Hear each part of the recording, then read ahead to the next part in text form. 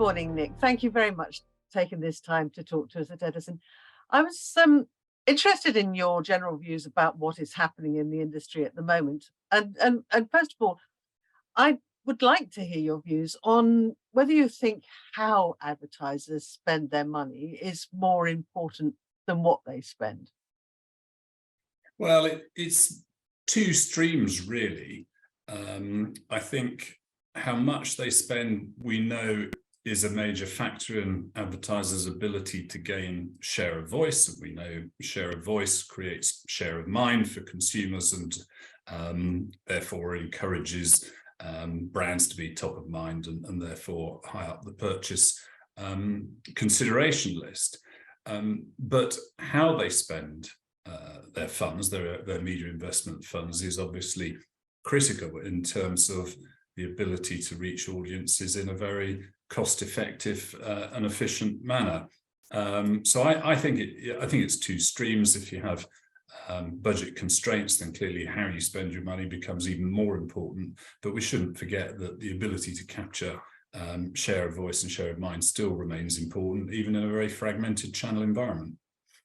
And how does that balance out between how you feel money should be allocated towards brand as opposed to campaign? Well, of course, the starting point is any individual brand's objectives. But what we see, and we've got a huge amount of empirical data at Ebiquity, but also other organizations such as the Ehrenberg Institute or the Institute of Practitioners in Advertising, huge amount of data which shows that there is a necessity to keep brand building activity. Brands are built over the longer term, and there's a real necessity to maintain brand spend to actually create efficiency of consumer purchase and repurchase. There is a role for advertising spend at the bottom end of the purchase funnel to actually convert consideration into purchase.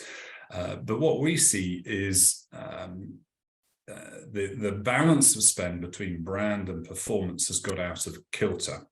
A very broad brushstroke would be an appropriate ratio of approximately 60% of spend on brand and 40% on performance. Now, that's clearly a huge approximation, and there's great variety needed depending on brand objectives and type of product and service, etc., being sold.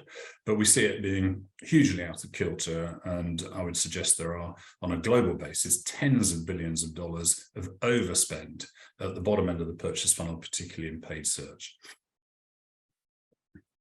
And we're living at the moment in a time when inflation has stepped up markedly. What impact does that generally have on the advertising market? Well, it's a big challenge for advertisers with their input costs going up. If they want to maintain bottom line margin, they have to look at either increasing prices and passing those price increases on to consumers, or finding ways to cut elements of their total budget. Now, the stronger brands are obviously in a much better position to pass on price increases to consumers, and we see that companies like Procter & Gamble, Unilever, Nestle, Colgate, they've all come out and said they're passing on price increases to consumers. It's the weaker brands that struggle to do that, and I would argue we will see those brands that have overinvested at the bottom end of the purchase funnel will have weakened their brand. It's fine in strong economic terms when consumers are feeling flush, as it were, and are not constrained themselves, not budget constrained themselves. But in a different environment, I think those that have weakened their brand through investment at the bottom end of the purchase funnel will find it difficult to pass on those price increases to consumers, and therefore will likely lose market share. Now, the other way of maintaining a margin is clearly to cut budgets through the business, and the risk is a cut to marketing budgets. We know through lots of empirical evidence that those brands that maintain advertising investment through a downturn capture market share and come out of the recession in better shape, much stronger shape. So those brands that take a cut to marketing investment risk further weakening their brand. Now, I know it's difficult. Every business has to make tough choices, but what we encourage brand owners to do is to see marketing investment as an investment, not a cost to be cut. And there is an argument to view it as intangible capex. Yeah. And what are we seeing at the moment in terms of inflation in actual media pricing? Varied, I would say, quite considerably varied. I think the areas where audiences are declining are putting up the price per unit paid, but there is a wider variety of channels now from which advertisers can reach consumers, and there is value to be found there. But you do have to work a little bit harder to find that value. One of the features we've seen over the last few months has been quite a considerable disruption in the major tech players, which of course are massively influential in the media and advertising markets. How do you see that playing out? Well, I think the player that's really going to suffer, is already suffering, is Meta. I think Apple's removal of IDFA had a very significant impact on Facebook and Instagram advertising revenues, and I think that will continue to remain a challenge for them.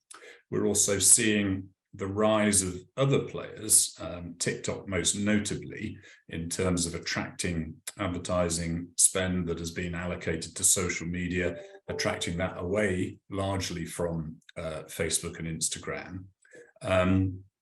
We are seeing other areas start to take advertising budgets, and we see that two really very strong growth areas. One of advanced television, which represents an opportunity for broadcasters to fight back and regain advertising investment dollars. Now, there is a question as to whether investment into advanced television is a reallocation of linear TV budgets into advanced television, or, as I said, is it an opportunity for television to fight back and start to take dollars, pounds, and euros back off some of the digital players? And if Facebook in particular is weakening and brands are no longer seeing the cost effectiveness on advertising on Facebook, are they just reallocating to TikTok, or are they thinking about other channels? And I suggest they're thinking about other channels of which advanced television is a beneficiary.